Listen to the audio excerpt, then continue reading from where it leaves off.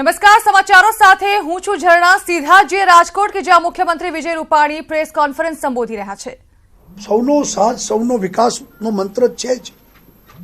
સાથે સાથે રાષ્ટ્રવાદ, ત્રાસવાદ અને દેશ કોના હાથમાં સલામત, આ દેશની ચૂંટણી છે. આ પંચાયતની ચૂંટણી નથી તે રસ્તા, ગટર, લાઇટ, પાણીની વાત હોય. મ્યુનિસિપાલિટીની ચૂંટણીમાં કરશું જે કરવી હશે. આ ચૂંટણી દેશની ચૂંટણી છે અને ત્યારે આ દેશની ચૂંટણી ઉપર આપણે ફોકસ કરીએ.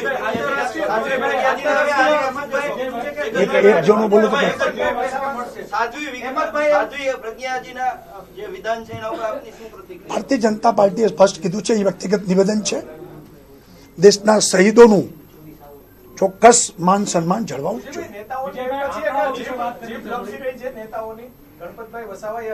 એટલે હું બહુ સ્પષ્ટ કહું છું કે ચૂંટણીના ગરમાગરમીના વાતાવરણમાં બધાએ સંયમ જાળવવો જોઈએ.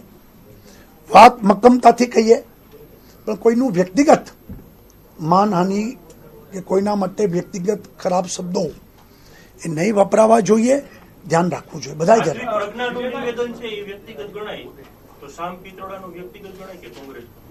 એટલે એમાં એવું છે, હજી શામ પિત્રોડાએ ગઈકાલે પરમદી પ્રેસ કહી હતી અમદાવાદમાં, એમને એમ કીધું મારી વાતને વળગેલો છું. અને શામ પિત્રોડા કોંગ્રેસના લોકોએ કરેલી પ્રેસ હતી.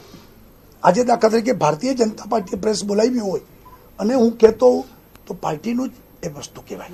આંતરરાષ્ટ્રીય સ્તર ઉપર જે રીતે મોદી સરકારે જે વિનિંગ વોટ શેર હતો, ડિફરન્સ જે હતો એ 6.77% નો હતો અને 2014 માં એ વિનિંગ વોટ શેર છે 26% હતો.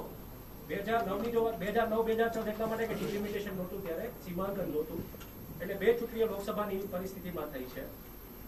જે વોટ્સ લખાણા છે 2009 માં 47% હતા અને 2014 માં જે છે એ જોઈએ અને સમાચાર તો ચૂંટણી પ્રચાર દરમિયાન કેટલાક નેતાઓ ભાન ભૂલી જતા હોય છે. ત્યારે ભાજપના ગણપત વસાવાએ વિવાદાસ્પદ નિવેદન આપતા રાહુલ ગાંધીને ગલુડિયા સાથે સરખાવ્યા. વસાવાએ કહ્યું કે નરેન્દ્ર મોદી ઉભા થાય ત્યારે સિંહ જેવા લાગે છે, જ્યારે કે રાહુલ ગાંધી ઉભા થાય તો ગલુડિયા જેવા લાગે છે. પાકિસ્તાનના વાળા રોટલી આપે તો તે પૂંછડી પટપટાવે છે. રાહુલ ગાંધી ખુરશીમાંથી ઉભો થાય તો પેલું કૂતરાનું ગલુડિયું ઉભું થયું હોય ને પૂંછડી પટપટાવતો, કે જેને પાકિસ્તાન વાળા એક રોટલી નાખી દે તો બી ચાલી જાય અને ચીન વાળા એક રોટલી નાખી દે તો એ ચાલી જાય. તો ગણપત વસાવાએ રાહુલ ગાંધી પર કરેલા નિવેદનનો રાજીવ સાતવે જવાબ આપ્યો છે. સાતવે કહ્યું કે ટીકા ટિપ્પણી કરવી એ ભાજપની સ્ટાઇલ છે.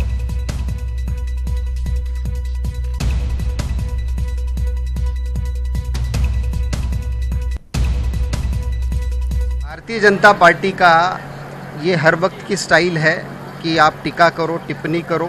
जिस प्रकार से भारतीय जनता पार्टी के उम्मीदवार ने कल शहीद करकरे जी के बारे में भी टिप्पणी की है, इससे उनकी वो मानसिकता सामने आती है. लेकिन देश की जनता ने बहुत स्पष्ट किया है. देश के जनता के सामने सवाल है रोजगारी का, देश के जनता के सामने सवाल है किसान में जो दुख है उसका, और उसका सही मायने में न्याय और सही मायने में सोल्यूशन कांग्रेस की सरकार लेकर आएगी.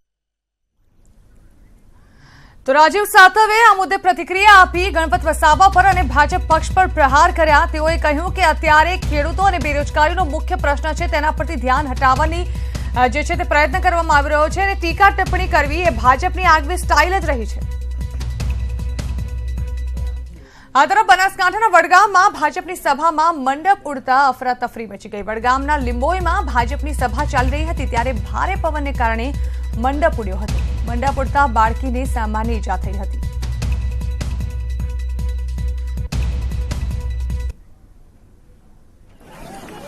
તો ભારે પવન અને વાવાઝોડાનો અહેસાસ થયો હતો અહીં, જેને કારણે ભાજપની જે સભા ચાલી રહી હતી તે મંડપ પર ઉડવા લાગ્યો હતો.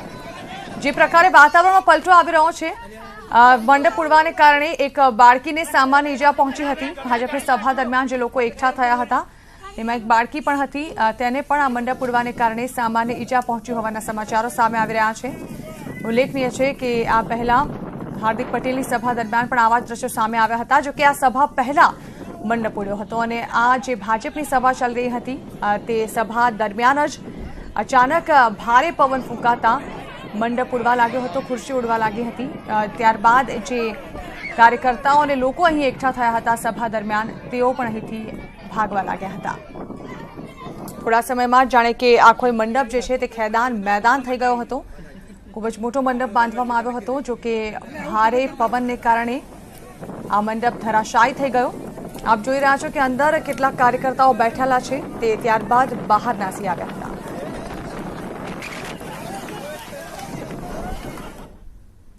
અમરેલીમાં પ્રચાર અર્થે આવેલા વડાપ્રધાન મોદીએ વિરોધીઓ પર આકરા પ્રહાર તો કર્યા, સાથે જ ગુજરાતને યાદ કરીને તેઓ ભાવુક પણ થયા। મોદીએ ક્ષણો યાદ કરી કે જ્યારે વડાપ્રધાનનું પદ સંભાળવા માટે તેઓ 5 વર્ષ પહેલા ગુજરાત છોડીને દિલ્હી ગયા હતા। આ વાતનો ઉલ્લેખ કરતા સમયે મોદી ગડગડા થઈ ગયા।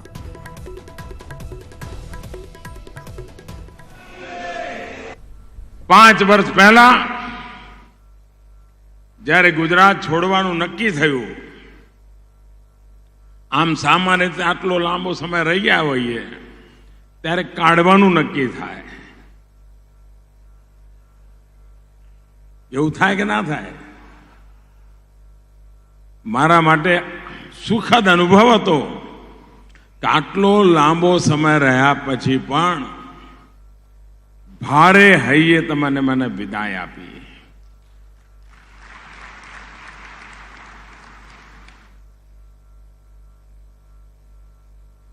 તમારા સૌના દિલમાં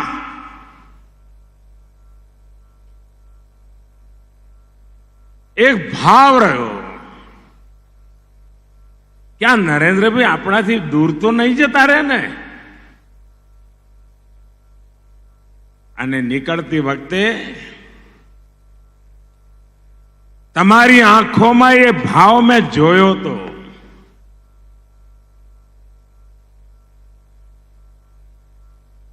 દિલ્હીની દુનિયા ગમે તેટલી મોટી હોય, દુનિયાના મોટા મોટા લોકોને મળતો હોઉં,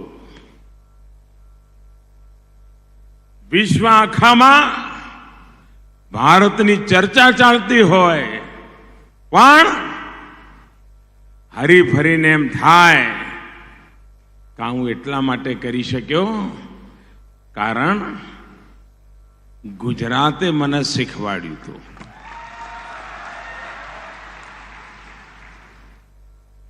ગુજરાતે મને ઘડ્યો તો, ગુજરાતે મારું લાલન પાલન કર્યું હતું। ભાઈઓ બહેનો, એ વખતની જ્યારે હું કહેતો કે 5 કરોડ ગુજરાતીઓ, 6 કરોડ ગુજરાતીઓ, એમણે મારા કામને, મારા જીવનને નિકટથી જોયું અને હિન્દુસ્તાન ભરને એ વિચારવા માટે મજબૂર કર્યું કે જે માણસે આટલો લાંબો સમય ગુજરાતને સંભાળ્યું છે, એ જો દેશ સંભાળશે તો ગુજરાતની જેમ દેશની પણ જાહો જલાલી કરી બતાવશે।